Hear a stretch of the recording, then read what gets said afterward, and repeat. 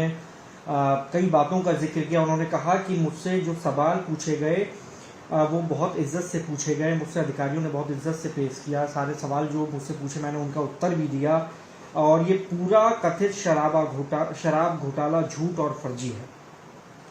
अब तो जो वर्जन केजरीवाल जी ने दिया और सीबीआई ने उसको कैसे समझा और सीबीआई का पक्ष क्या है, तो ये तो वही बेहतर बता सकते हैं केजरीवाल जी की क्या है। लेकिन केजरीवाल जी ये कह रहे हैं कि झूठा है और बिल्कुल फंसाया जा रहा है। तो ये तो केजरीवाल जी का पक्ष है, लेकिन यह बात तो सच है कि विपक्ष को ही नोटिस दिया जाता है, ईडी, इनकम टैक्स, सीबीआई का दुरुपयोग किया जा रहा है, और इस आधार पर पूरे सारे विपक्ष के पार्टियों को परेशान कर रखा है। तो ये जनतंत्र की हत्या है। कल भी जिस तरह से पुलिस के सुरक्षा में अतीक अशरफ का मारा गया, तो उसको भी जोड़ा जाए, इसको भी जोड़ा जाए, तो इस समय देश में जनतंत्र खतरे में है, संविधान खतरे में है।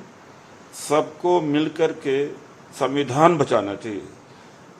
मैं भले कांग्रेस पार्टी से हूँ, और राहुल जी, खड़गे जी ने तो बल्कि यह भी कह दिया कि सब लोग आए, और बात प्रधानमंत्री की पद का नहीं है, आज है बात संविधान बचाने की है और देश बचाने की है।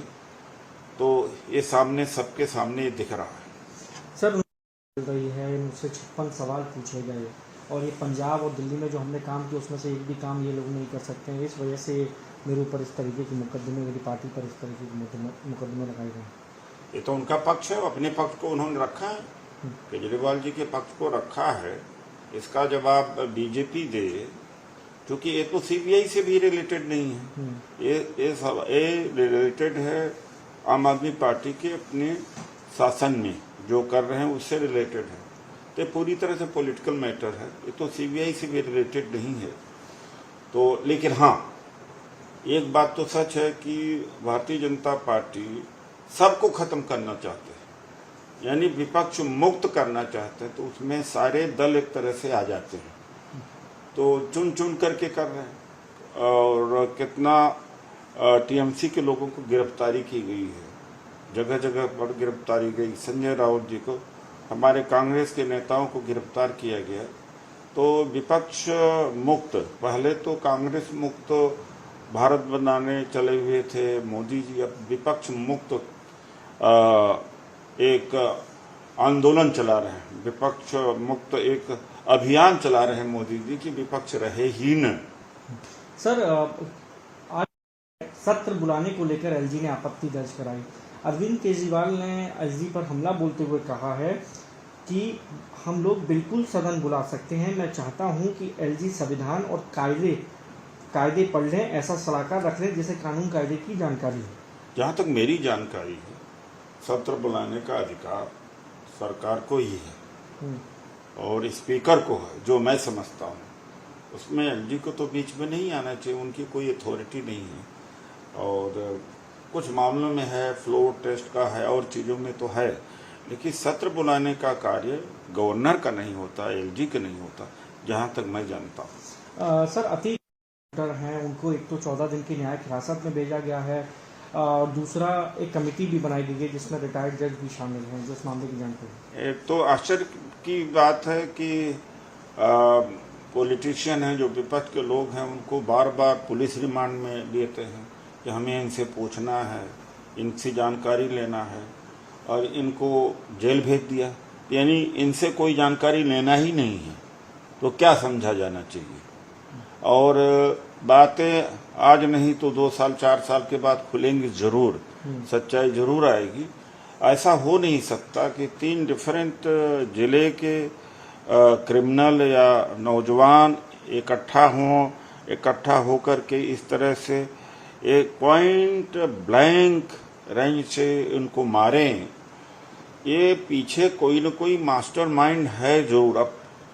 अब अब देखते हैं कि जांच में कुछ निकलता है कि नहीं निकलता है। कई जांच ऐसा होता है कि सालों साल लग जाते हैं तो पता ही नहीं लगता। सर, ममता बनर्जी जिस मारा गया है, उत्तर प्रदेश में लॉ एंड ऑर्डर सिचुएशन खराब है। वहीं राजस्थान सीएम भी कह रहे हैं कि जिस तरीके ये इंसिडेंट उसी जगह पर हो सकती है जहां पर कोई कानून ना हो। देखिए, जापान के भी प्रधानमंत्री मारे गए, हमारे यहाँ भी नॉर्मल सर्कमस्टांसेस में ऐसी घटनाएं हो जाती है, लेकिन यहाँ तो नॉर्मल सर्कमस्टांसेस नहीं था, क्योंकि ये क्रिमिनल थे और हमेशा सजगता थी। ये असाधारण परिस्थिति है जहाँ परिंदा पर नहीं मार सकता था। ऐसे में तो असंभव लगता है कि कोई छू भी दे इनको। और लोग तो वहाँ कह रहे हैं, वहाँ के जो चश्मदीद गवाह कर रहे हैं कि ये तीनों क्रिमिनल पुलिस के गाड़ी में आए हैं। उसके ऊपर कोई चर्चा डिबेट नहीं हो रहा है। और वहाँ के मैंने खुद ही वीडियो देखा है कि वो तीनों क्रिमिनल पुलिस के वाहन में आए हैं। तो क्या इसका कोई जवाब योगी जी देंगे या कोई खंडन देंगे जो लोगों ने वहां पर बोला? और लोगों ने स्पॉन्टेनियसली बोला है, ये नहीं कि ट्यूटर होके बोला है। तो बात सच्चाई है। तो ये कोई साधारण तो है नहीं ना, साधारण परिस्थिति थी।